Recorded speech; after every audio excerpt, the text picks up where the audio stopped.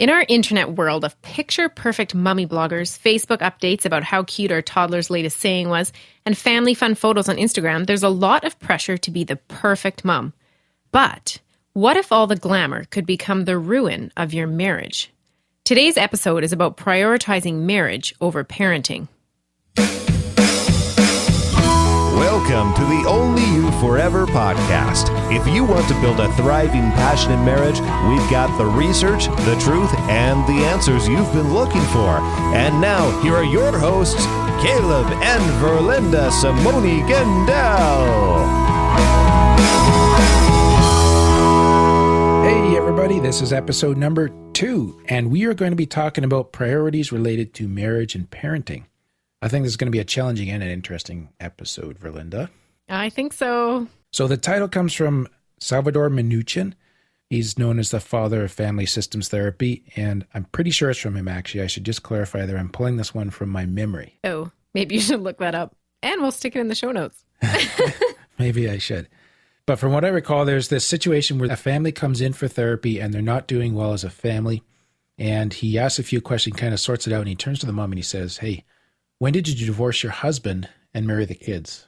So the husband was feeling left out, and that's kind of where the dysfunction in the family started, is when she totally turned away from her relationship with him and was completely child-oriented. So there's a lot of pressure in our day and age. I think this is very relevant to where we're at today, just by virtue of the things that we post on Facebook and on Pinterest and stuff like that, that really promotes the idea of the perfect mummy. Yeah, like the craft ideas and snack ideas and room ideas and clothes ideas and on and on and on. Right. And nobody's posting a picture of a messy bedroom or kids with spaghetti on their face unless like it's so much that it's cute. That's cute, yeah. You know what I mean? So the reality of life is not there. And I also saw an interesting study lately that said the number one emotion triggered by Facebook is envy. Wow. Yeah. So there's something about these platforms that really promote the idea of us projecting our idealized self and then create this response from others that's jealous. And that, you know, you can get into competition, become very child-oriented. You can see how this whole thing just kind of self-perpetuates, right? Yeah, there's been a lot of articles lately about comparing yourself to other moms and envying and then being critical.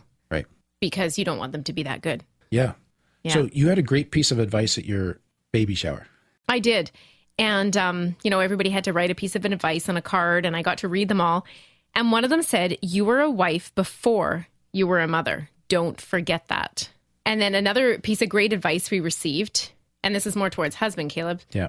Yeah, so it was the best gift you can give your children is to love their mother. I don't know where that came from. But I think it sounds good. It's good stuff. Yeah. So both points highlight the fact that mom and dad need to stay together emotionally as a husband and wife, as well as adjusting to and adopting the new parenting role.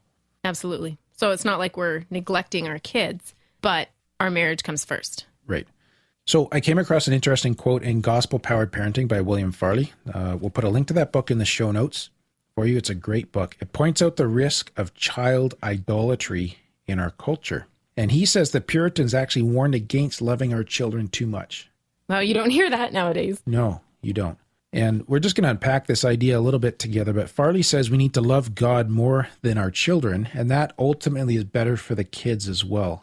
So we're not trying to turn people away from children or say that children are bad or anything like that. We have 3 beautiful daughters that we love deeply ourselves, but it's about keeping things sort of in the right order, the right priority. Okay, well, let's go back for a second here before we have kids. I think you found some research on that, Caleb. Yeah, so I found in the Journal of Family Psychology a study by O'Brien and Payton in 2002. And I'll give you the technical language first and then we'll distill it. Make it easier. A higher perceived difficulty with parenting was related to lower levels of initial marital intimacy. And what that's saying is you got to make sure that the love is strong before you start the parenting. So the initial marital intimacy, so if that initial closeness at the start of the marriage is low, we perceive the parenting to be more difficult. Right. If there's already stress there, throwing a baby into the mix is going to increase the stress. Absolutely. It's not this baby will save the marriage trick. I think that's one of the riskiest things that we can do is try to, create a child together so that can bring us together. That's a very, very risky strategy. Yeah. So we want to start working on our marriage and then keep working on it when we are married. And part of what we're going to uncover here is we can give more to our kids through good husbanding or good wifing, if I can make those words up, than through good parenting. Because the second flows, like the parenting, flows most effectively from a solid foundation in the marriage. Now, that idea was reinforced in another study I found by Errol and Berman in 1995. They did a meta-analysis of 68 studies. So instead of doing one study, their study was about 68 other research studies. Okay? Oh, okay. Yep. And they looked at the relationships between marital quality and parenting, and they came to two conclusions. First thing is that there's what they call a spillover effect. So a positive marital relationship equals a positive parenting relationship. Okay. Does that make sense? Yep. Yep. Second was that parents invest more deeply in their children when there are problems in the marriage. So they turn from each other when they have problems, and they invest more deeply in the children. So it becomes a distraction to take me away from the pain, the problems, the concerns I have with my relationship with you. Right. I'm going to focus on somewhere that's more comfortable, more safe. Right. So the point there is that compensating for problems in the marriage by turning to the kids is the wrong approach. Fair enough? Absolutely. Now, in the scriptures, what's interesting to note is that the relationship that God chose to symbolize his love for the church is that of marriage. Not parenting. Right. It's the part that's between the husband and wife. So loving our spouse well preaches the gospel to our kids and to others. You get that? That's interesting. You get that connection there? Yeah. Like we're showing a husband and wife in a marriage are showing like the love of Christ. Right. For his people. Right. Not the parents for the children, but the husband to the wife. Yeah. And so if we can do a really good job of that, it's natural to our created humanity to love our children, but the part that God emphasizes is the marital love. And our children then become attracted to God and his love, seen in the gospel, by virtue of what they see in my love for you. Kind of like the no man has seen God at any time. Yes. Therefore, love one another. Right. So by our love to each other, we express fully what God has intended in the gospel message. And then that has a great positive impact on the children. And how they experience God, even. Indeed. Absolutely. Yeah. Neat. So this idea that the marital love should be primary carries through, in other studies I found, to parenting in that sort of 5-6-year-old range when people go to school. So the Journal of Family and Psychology published a study in 2004 that said that school teachers' perception of children's social adjustment as they transition from home to school correlated to parents who had an emotionally intimate relationship. So what you're saying is the kids adjust to school better when mom and dad are in love. Absolutely. That's exactly what it's saying. So just to kind of clinch that point, I got another one. I was surprised at how much research there was in that. I was not expecting to see this many things supporting this idea. Yeah. But there has been a lot of looking into this. In the Handbook of Parenting, it's a book I found that is, again, it's kind of pulling together a bunch of studies. So their 4th volume, called Social Conditions and Applied Parenting, they review a whole bunch of studies, again, about parenting. Yeah. And they conclude that happily married parents, and I'm reading here, are more sensitive, responsive, warm, and affectionate toward their children. The marital relationship appears to serve as a primary source of support for parenting. And they also stated that having skills and knowledge is not sufficient for competent parenting if marital tensions and conflict undermine the co-parenting alliance. So we can read as many parenting books as we want and have the routine perfect, but our kids are going to be more adjusted and more stable and more content and happy if I love my husband. There's more resilience. Yes, there's more resilience in the family if there's resilience in the marriage. Makes sense. Yeah, it's pretty neat stuff. Well, I think we need to speak to fathers and mothers of newborns for a minute here, especially if it's the first child. You know, all of child rearing is a process of increasing independence. We go from the womb to the outside world. We go from breastfeeding to self-feeding, diapers to potty train, training wheels to no training wheels, allowance to the first job or home to school or your career, and different levels of parent involvement all the way through. Right. So I'd say dad and mom are most involved with the first baby. That's all they have to concentrate on. That's fine. That's okay. Yeah. Yeah. But just make sure that as a couple, you have small ways of staying connected, of supporting each other. I mean, obviously, if you have a natural birth, the doctors don't recommend that you have sex within the first 6 weeks. But you still need to be respecting your marriage bond and staying intimate in other ways. Right. So I always get a bit of a kick out of the new young fathers at work. And you can see just how much like it upsets their lives, and they come in, they got bags under their eyes and they're bloodshot. And I'm sure the moms are at home and they're working just as hard, if not harder.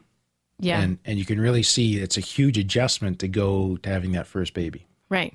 So instead of being like the center of her attention, all of a sudden I have to share this. That's what the husband might be thinking. So the husband, he's kind of been ousted as the number one cock-a-doodle-doo. And I think we need to be sympathetic towards that. Absolutely. It's a change, right? It is a change. And the little baby, you know, the husband's going to survive. The little baby's not without mom. Right. And dad. Yeah. Yeah. without that attention. Yeah, they're very needy. They're very dependent. It's great. It's a beautiful thing. And there's so much bonding that goes on there with the caregivers, the parents, right? So there's a wonderful thing that's happening. But somehow through all of that needs to be this awareness that you were a wife before you were a mother. You were a husband before you were a father. Yeah. And the best thing that you can do for that little baby in the long run as it grows, matures into a child, a young adolescent, and then you eventually launch him as a young adult, is for you to be absolutely together as a couple in that marriage bond. So you recognize sort of the invasion of neediness and the baby, but there's that adjusting and that little bit of staying connected all the way through. And then as the baby becomes a little bit more independent, sleeps through the night or whatever the case might be, or is old enough for a babysitter, you can start going on dates, and you're working on your marriage all the time, all the way through here. Yeah. So how about some, concrete suggestions or ideas how to accomplish this? Okay. Yeah, we got a little list of things here we can bust through just for some ideas. One that you had mentioned, Verlynda, is even if you're in the middle of a book or you're doing something like reading a book to the kids, when the husband comes in the door, stop, get up, greet each other. So keeping that priority of staying connected, the rituals of emotional connection that happen when you first come home. Yeah. And what I found really neat with this in our family was the girls, because of this, used to get so excited when you came home. Yeah, and that was very gratifying for me as a father, too. Then they'd all run to the door and want to give you a kiss, right? Yeah, no, that was a wonderful thing. Yeah. And another suggestion, if you're talking, like as a husband and wife, don't let the kids interrupt. I know they come, mommy, mommy, mommy, mommy, but no, we're talking, you're going to have to wait. And not just the first time they call you, it means every time until you're done their conversation. And they'll learn that, when I say mommy and mommy says no, you'll have to wait, that they have to wait. It's not going to kill them. Yep. But if you say wait and then the next time, oh, it's okay, what do you want? Then the husband's been ousted again and your kids have won. Mm-hmm. Indeed. Planning date nights is another good one.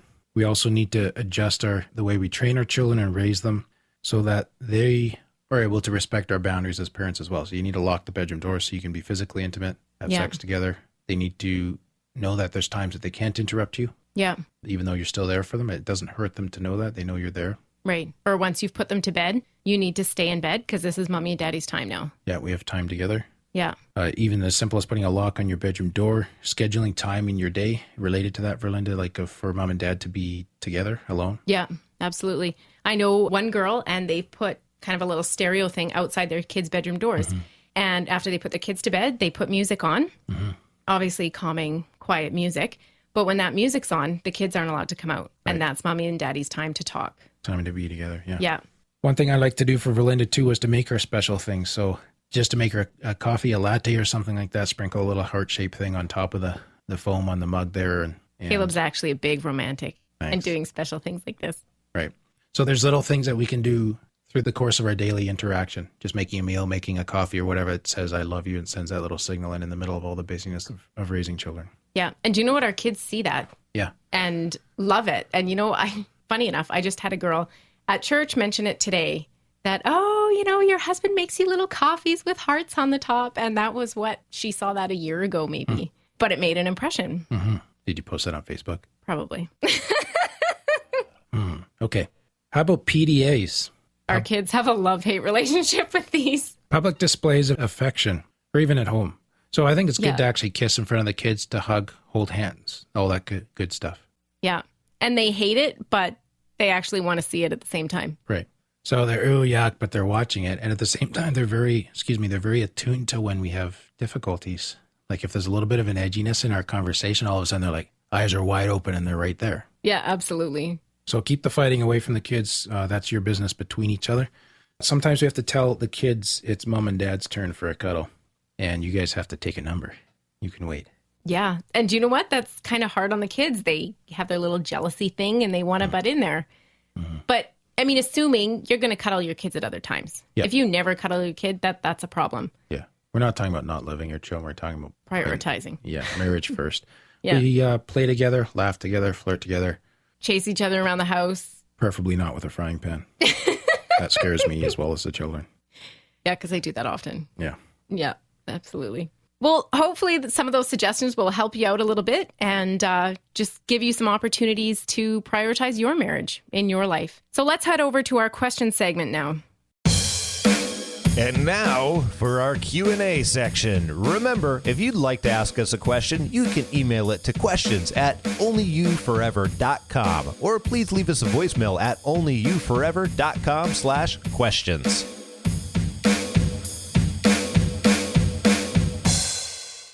This question comes in from Sandra.